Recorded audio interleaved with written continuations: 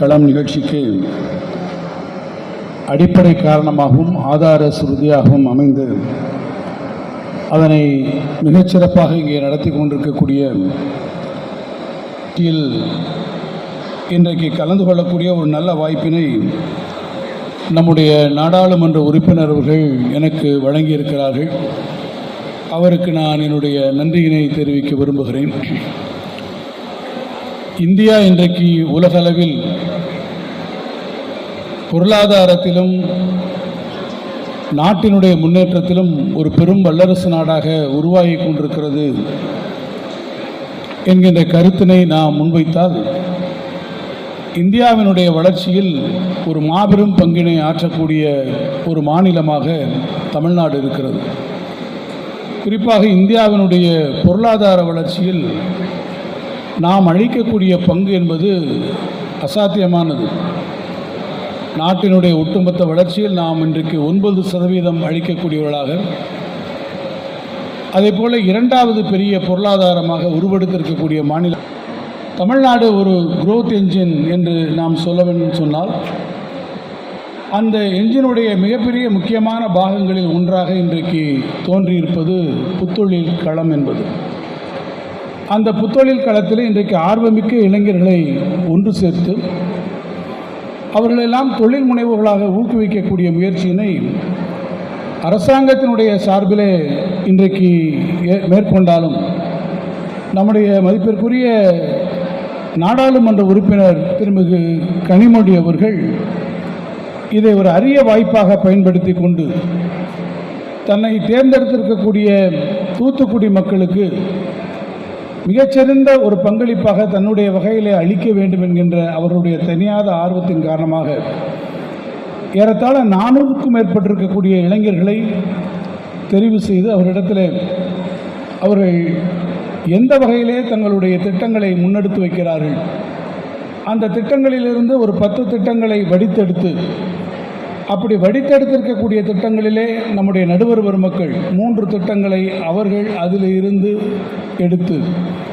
அந்த 3 முத்தான திட்டங்களுக்கு 10 லட்சம் ரூபாய் அளவிலே அவர்களுக்கு வழங்கி அந்த திட்டத்தை முன்னெடுப்பதற்கான ஒரு நிதி நல்கையையும் வழங்கக்கூடிய ஒரு அற்புதமான முன்னெடுப்பை அவர்கள் மேற்கொண்டிருக்கிறார்கள்.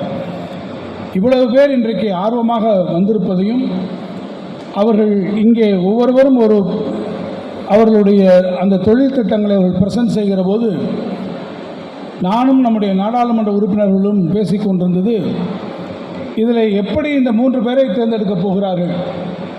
நமக்கு பார்த்தால் இந்த 10ம் நன்றாகவே இருக்கிறது, இந்த 3ஐ கூட இன்னும் கூட நாம் உயர்த்தி நாம் செய்ய முடியுமா என்கின்ற வகையில் நாங்கள் நினைக்கக்கூடிய அளவிற்கு மிகச் சிறப்பான திட்டங்களை இங்கே இருக்கக்கூடிய ஒவ்வொரு தூத்துக்குடியிலிருந்தும் ஒவ்வொருவரும் கொடுத்திருக்கிறார்கள்.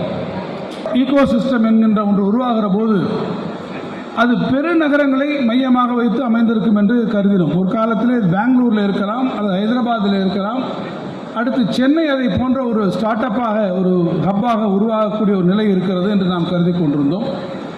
சென்னைக்கு அடுத்து நான் கருதி கொண்டிருந்தது கோயம்புத்தூர் நிச்சயமாக அந்த இடத்திற்கு வரும். கோயம்புத்தூரில் அதற்கான ஒரு பொட்டன்ஷியல் இருக்கிறது. கோயம்புத்தூர் இன்றைக்கும் அதற்கான முயற்சிகள் எடுக்கக்கூடிய நேரம். காரணம், அதனுடைய கோயம்புத்தூரில் ஜீன்லேயே அது ட்ரெடிஷ்னலாக அந்த தொழில் முனையக்கூடிய அது இருக்கிறது. எனவே அது ஆட்டோமேட்டிக்காக அது வரக்கூடிய வாய்ப்பு பெற்ற ஒரு நகரம் என்று நான் கருதி கொண்டிருந்தது உண்டு.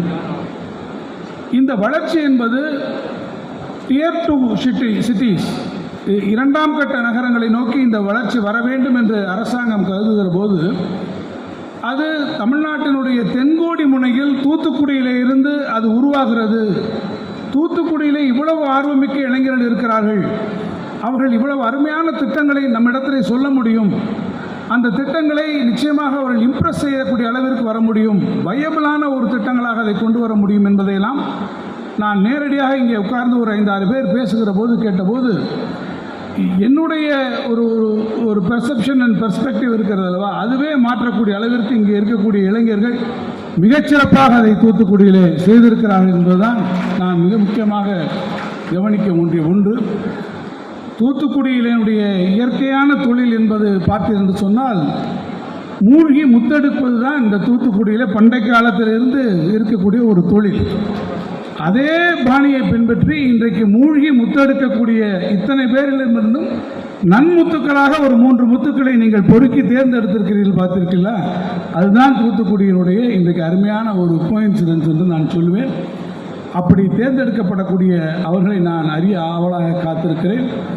ஸ்டார்ட் அப் ஈகோ சிஸ்டம் என்பது நான் ஏற்கனவே சொன்னதைப் போல பெருந்தொழில்கள் ஒரு முறை வந்து நம்மளுடைய தொழில்களை எல்லாம் வளர்ப்பதற்கு, நம்மளுடைய பொருளாதார வளர்ச்சிக்கு, நம்முடைய ஜிடிபிக்கு அவர்கள் ஒரு பெரிய பங்களிப்பை கொடுக்கக்கூடிய அளவில் இருந்தாலும் நாம் $1 ட்ரில்லியன் எக்கானமியை நோக்கி நாம் முன்னேறுகிறோம் என்று சொன்னால் அதற்கு சர்வீசஸ் செக்டார் எந்த அளவுக்கு வருகிறது, டெர்ஷரி செக்டார் எந்த அளவுக்கு வருகிறது, செகண்டரி செக்டார் எந்த அளவுக்கு வருகிறது, நாம் அடிப்படையாக கருதக்கூடிய விவசாயம், அண்ணன் அனிதா ராதாகிருஷ்ணன் அவர்கள் கால்நடை பராமரிப்புத்துறை அமைச்சராக இருக்கிறார், அவர் சார்ந்திருக்கக்கூடிய அந்த லைஃப் ஸ்டாக்ஸாக இருக்கக்கூடிய அந்த செக்டார்லேருந்து எது வந்தாலும், குறிப்பாக இன்றைக்கு சேவைகள் துறை என்பது மிகப்பெரிய ஒன்றாக வளர்ந்து வரக்கூடிய துறை.